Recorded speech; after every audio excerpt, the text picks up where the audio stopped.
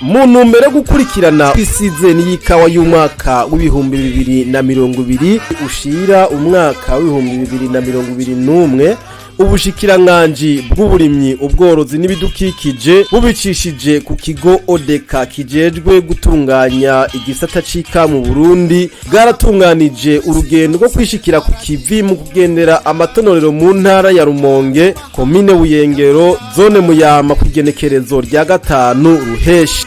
Imbere yo kuja ku matonorero y'ikawa y'Ubuyengero ubwo bushikiranganji bwaragendeye ikomoro ry'ikawa ryahoze ryitwa Sodeco buri kaba ryasubije mu minwe ya leta. Nyakubahwa Niyungeko Emmanuel arongoye ikigo ODECA akaba yamenyesheje ko iryo hingiro gitunganije neza kugira ngo ryakire umwimbu w'ikawa ugiye kuboneka ndetse no kukobora. Mu gihe ikawa ku matonorero iriko iruma, umuyobozi mukuru w'urwego ODECA amenyesha yuko hariko haragera ko yegeranywa kugira ngo izanwe ku makobore.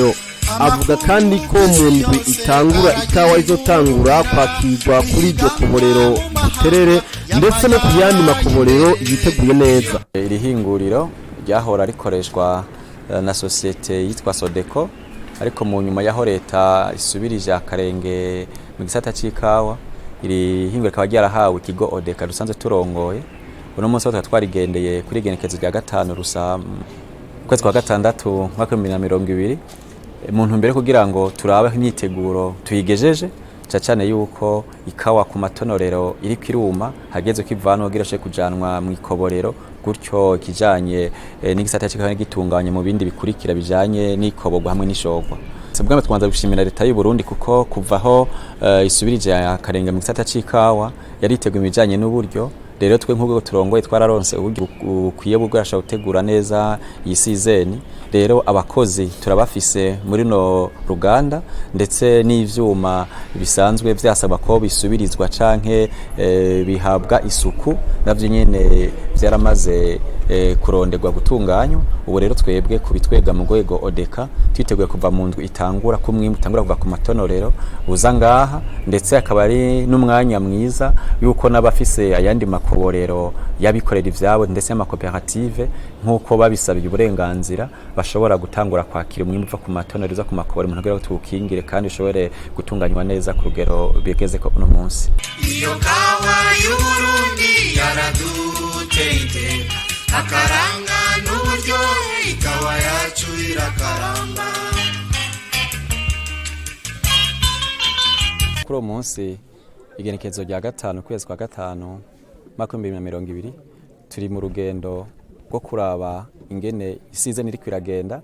Muri ivyo turaba rero harimo n'ibijanye no kuraba aho ihemba rigeze nkuko mwabivuze kiba ryatangujwe icese igenezo ya 2 kwezi kwa 5 mu mwaka 2020.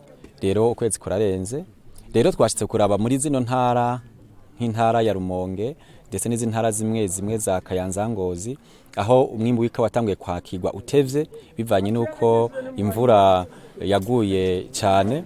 Rero twashitse kuraba aho ihemba rigeze, ari naco gituma rero dushima tugakenguruka ingene ihemba ariko riragenda kandi ndetse n'umwimbu ukaba uri kurabandanya wakirwa nk'uko vyasabwe na leta y'u Burundi.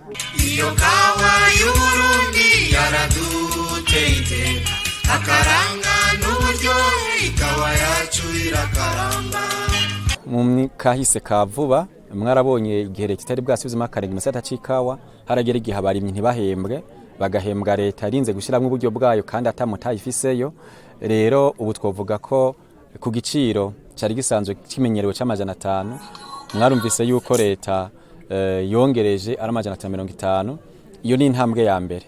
Rero ko abarimyi bashiramwe inguvu nyinshi leta irabizi, ariko tubasaba kandi kubandanya bakora dushigikirana dufashanya mu ntumbero kugira ngo isoko ibaye nziza. Leta nk'uko yabishikirije izoza guicegeranya abarundi cyane cyane abarimyi bikawa, ariko mu gihe vyerekanye neza yuko ikoperative canke abantu bashire kwitonorero umwimbu wabo wagurishijwe neza hanyuma biheze bigene neza gusuma. No kuvuga yuko ari vy'akanovera bigomba gushirwa mu ngiro n'aba barimyi bene ikawa nyene kugira ngo ishire kuronka akanovera n'igiciro gishimishije gusumba. Iyo kawa y'Uburundi yaraduteye akaranga n'uburyo ikawa yacu irakaramba. abarimyi b'ibuyengero ku itonero ry'ikabumburi bari bafise akanyamuneza ntangere kuko bahejeje guhembwa kabaye akaryo keza ko gusuma imfungurwa bipfuza badahuta barasoma kenshi. Uyu munsi ni umunsi mwiza w'abarimyi bariko baronka agashirabute kabo kakawa bashoye. Tuvyakira neza kuko tugahembwe neza ata mukorogano ari mu mutekano. Harimwo akarusho kubera ko twahora tubanza kuzera hanze dutumiriza bagenda bayabura baje kuri konte bayabura, ariko no munsi twagiye tubona batera kamu bati nta zindi ngorane amafaranga yanyu yashitse. Icyo n'agaciro ayo baduhaye turakenguruka, mugabo twebwe abarimyi turacumukura birenze urugero iyo turiko turagakorera kugeza aha kageze mubona turacumukura twari dukwiye kandi ko akarusho umuntu akagakorera agira ati ndafite nzokuramo.